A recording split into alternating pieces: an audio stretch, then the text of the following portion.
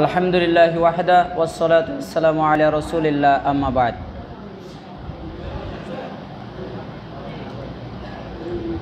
আসসালামু আলাইকুম ওয়া আলাইকুম আসসালাম ওয়া রাহমাতুল্লাহ।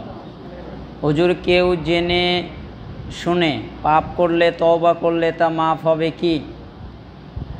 সে পৃথিবীতে যত পাপই করুক, কারণ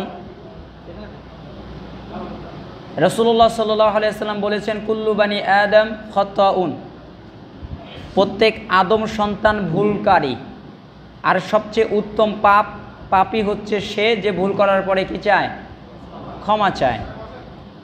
আবার রাসূলুল্লাহ সাল্লাল্লাহু আলাইহি ওয়াসাল্লাম বলছেন যে তোমরা যদি পাপ না করতে, তাহলে তিনি বলছেন ওই আল্লাহর কসম যার হাতে এই মুহাম্মদের প্রাণ, তোমরা যদি পাপ না করতে তাহলে আল্লাহ তোমাদেরকে সরিয়ে দিতেন, আর একটা জাতি তৈরি করতেন, তারা পাপ করত, আল্লাহর কাছে ক্ষমা চাইতো, আল্লাহ তাদের ক্ষমা করে দিতেন।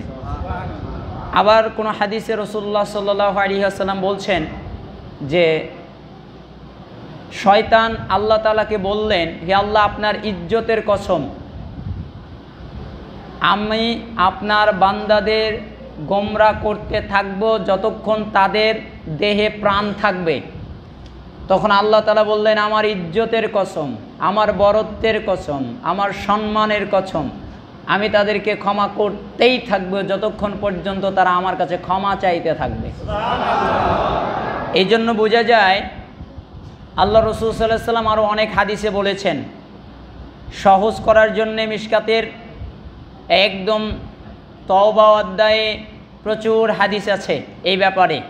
আমি যে তিনটা বললাম এটা সহ 2328, 2343, 2344, আরও অনেক জায়গায়। তো যাই হোক, আপনি যদি পাপ করে থাকেন, আল্লাহ সুবহানাহু ওয়া তাআলার কাছে ক্ষমা চান, তওবা করেন। কি করেন? তওবা আগে বোঝা লাগবে। শুধু আস্তাগফিরুল্লাহ আস্তাগফিরুল্লাহর নাম তওবা না। তওবা শব্দের অর্থ ফিরে আসা। তওবা শব্দের অর্থ কি? ফিরে আসা। আমি চুরি করতাম, আর করব না, একদম ফিরে আসলাম, এর নাম তওবা। আমি চুরি করি, বললাম আস্তাগফিরুল্লাহ, আবার চুরি করলাম, তাহলে এটা কি হলো না? তওবা হলো না। ইস্তেগফার মানে অনুতপ্ত হওয়া। আস্তাগফিরুল্লাহ বলতেছি মানে আমি অনুতপ্ত হচ্ছি, লজ্জিত হচ্ছি, কি অন্যায়টা না করেছি, কি খারাপ কাজ না করেছি, এইভাবে যে লজ্জিত হচ্ছে, এটা হচ্ছে ইস্তেগফার, লজ্জিত হওয়া, অনুতপ্ত হওয়া। আর তওবা হলো ফিরে আসা। যদি সে গুনাহ করে আর তার থেকে না ফেরে, তওবা হয় নাই।